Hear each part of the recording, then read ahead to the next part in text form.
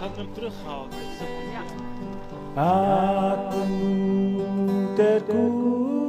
In the end, they chose the design that my father had done, the Morning Star flag. And so this flag was installed then in 1961 on December 1st. I really do feel like I have a privileged position here because, you know, I have access to pretty great education. Also, I can talk publicly about West Papua and not get arrested or get shot or whatever. I was born in a refugee camp, and that's the place where my mother heard about the assassination on my father. Kamu dari mana? Saya bilang saya dari Papua. Orang Papua itu kulit hitam. Iyo. Emang pikir orang Papua itu apa? Saya pikir mungkin kulit ini kayak begini juga lurus. Bukan, orang Papua itu beda sekali, beda jauh dari orang Indonesia. Jadi buruan akhirnya terkurung.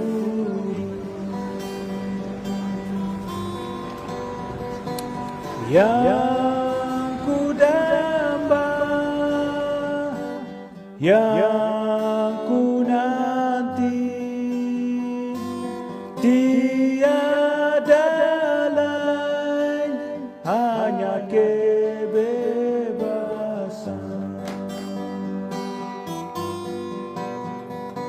Yang ku damba, yang ku nanti, tiada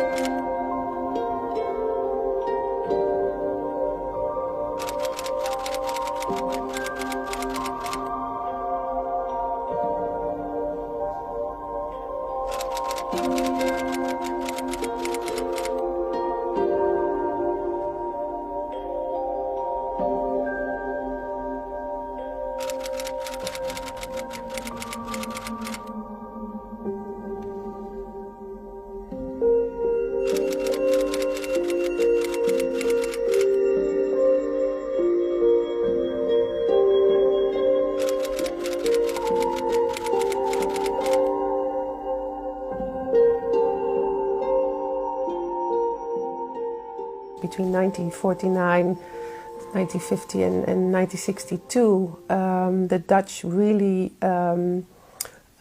tried to develop this notion of Papuan going towards a road to independence and freedom.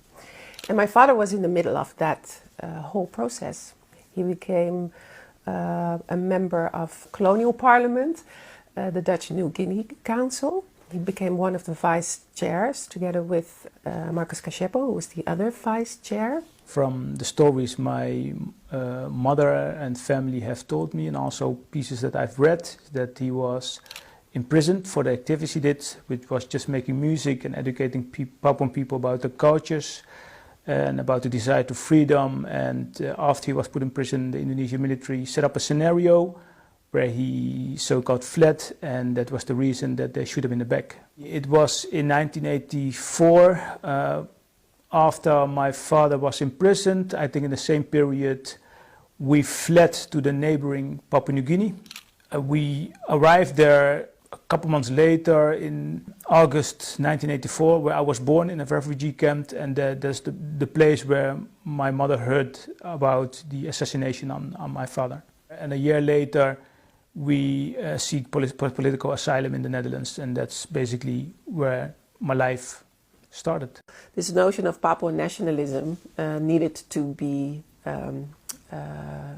stimulated, and a very important symbol in that, of course, was a flag that unified a people. But my father said, let's ask a couple of people to design a flag, and we'll choose the best one. And so people came with their designs. In the end, they chose the design that my father had done, the Morning Star flag. And so this flag was installed then in 1961 on December 1st. My father was told that he could get killed if he stayed on, because they were obviously, they wanted Dutch New Guinea as a part of the Republic.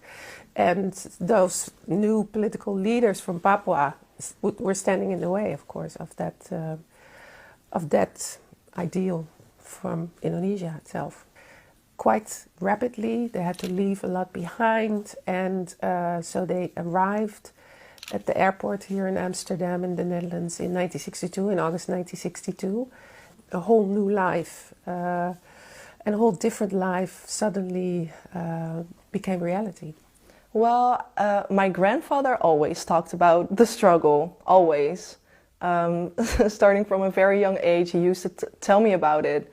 The stories my grandfather told were always kind of like mythical, you know, like it's a paradise and we have birds of paradise. And I was just like, what? That sounds like a fairy tale. But I couldn't believe it. It was too far away from me. 1st of December or just events, family meetings. Those were the times, the places where I started to learn our culture, about our culture. And that's also the place where I started to know what was happening in Papua.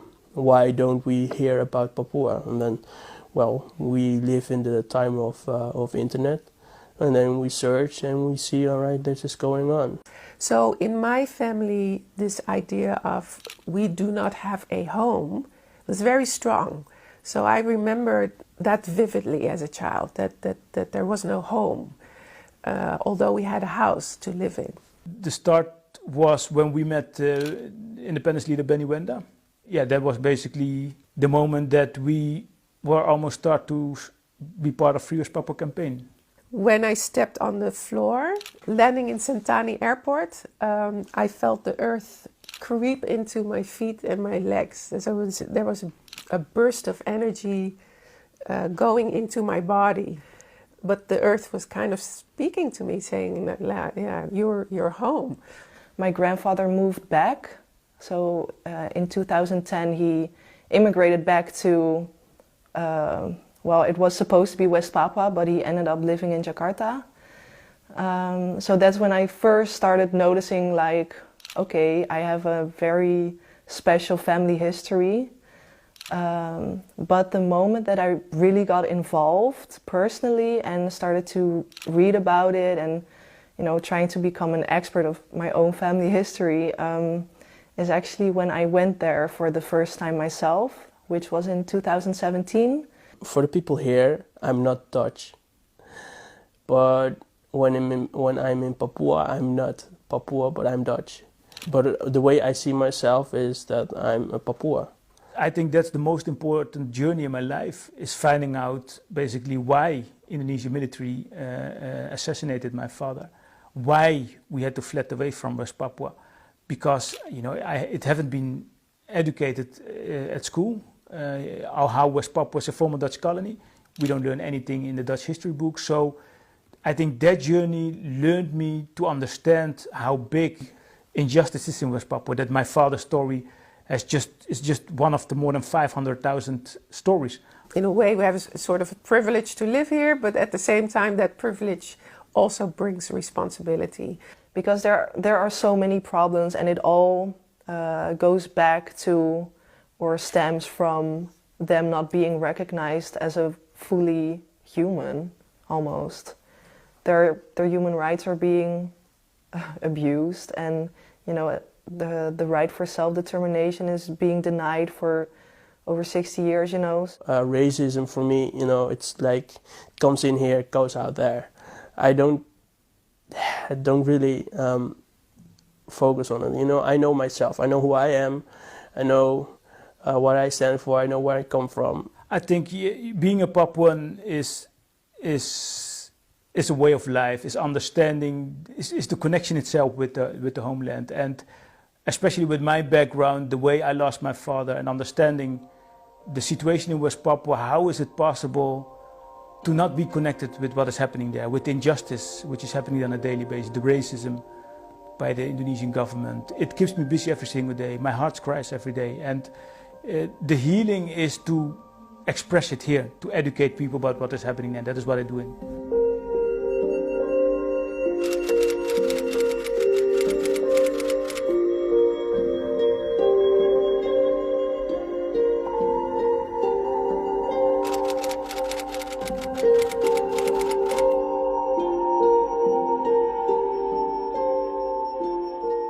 Saya kira semua yang berada di teritorial Indonesia adalah rakyat Indonesia, dan ini adalah NKRI, Negara Kesatuan Republik Indonesia, yang harus kita bangun bersama-sama. Ya, saya sudah mengajak mereka untuk berbicara bagaimana membangun Papua bersama-sama, bagaimana bersama-sama bisa mensejahterakan masyarakat, bagaimana mengejar ketertinggalan agar bisa sama sejajar dengan saudara-saudara yang lainnya. Dan saya kira nanti kalau memang ini direspon akan lebih baik.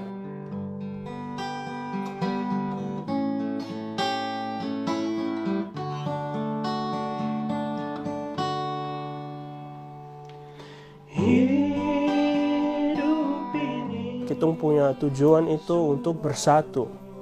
Biar kamu dari Biak, Sorong, dari Kaimana, Fak-Fak, dari Merauke, kita harus bersatu.